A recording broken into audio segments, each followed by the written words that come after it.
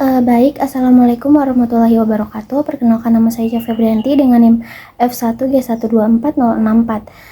Saya berasal dari program studi ilmu komputer angkatan 2024. Jadi di sini saya akan menjelaskan contoh studi kasus pembuatan database menggunakan MySQL.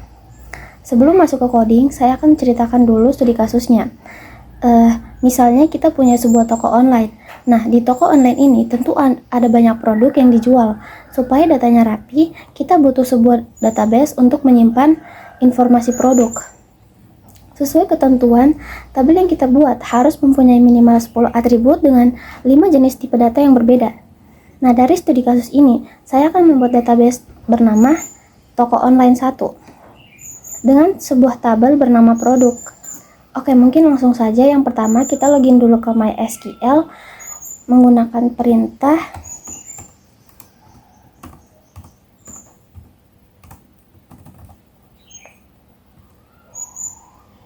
Nah, selanjutnya untuk melihat semua database yang ada, kita gunakan perintah show database.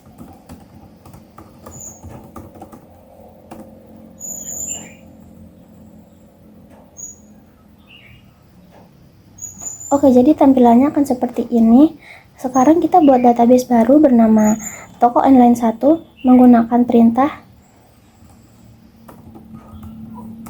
create.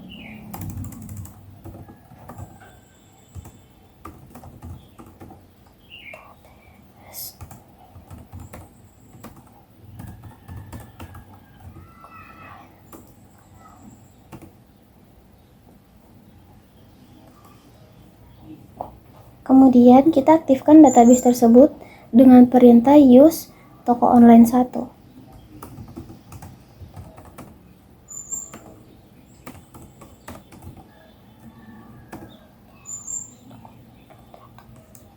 Oke. Nah, perintah ini digunakan untuk memilih database toko online 1 supaya kita bisa membuat tabel di dalamnya. Kemudian saya akan membuat tabel dengan perintah create table dengan nama tabel produk.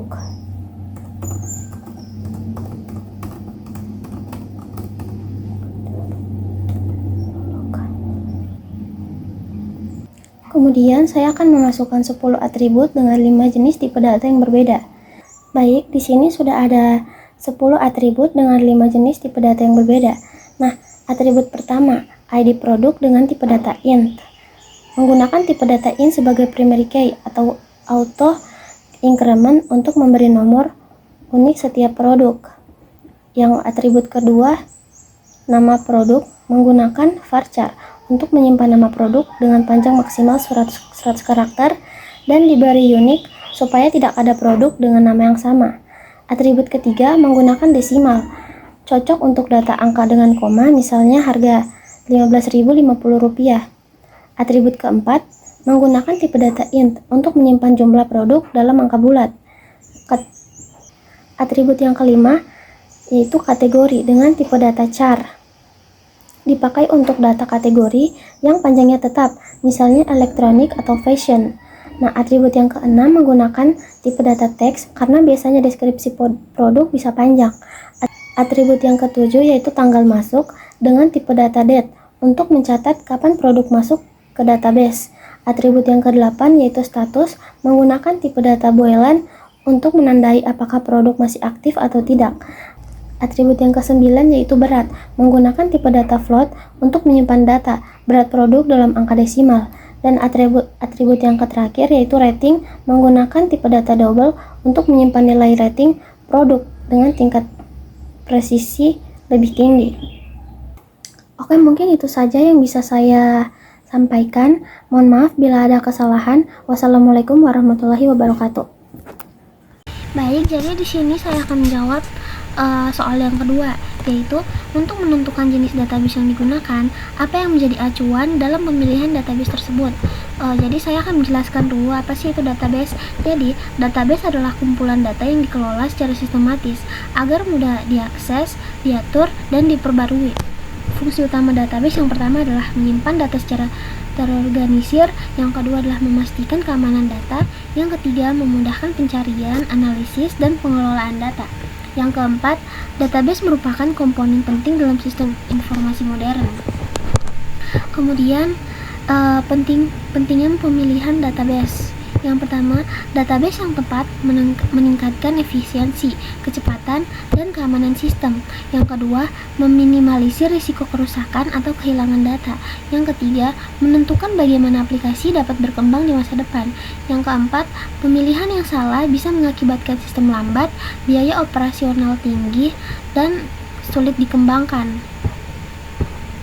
Kemudian, acuan pemilihan database atau jenis data. Yang pertama adalah jenis data yang disimpan, terstruktur, berbentuk tabel atau angka, teks singkat.